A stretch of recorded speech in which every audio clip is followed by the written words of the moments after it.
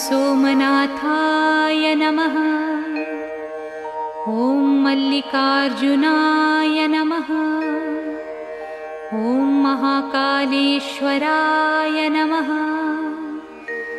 ॐ ओंकारेश्वराय नमः। ॐ वैद्यनाथाय नमः। ॐ भीमशंकराय नमः। ॐ रामेश्वराय नमः। ॐ नागेश्वराय नमः। ॐ विश्वेश्वराय नमः। ॐ त्र्यंबकेश्वराय नमः। ॐ केदारेश्वराय नमः।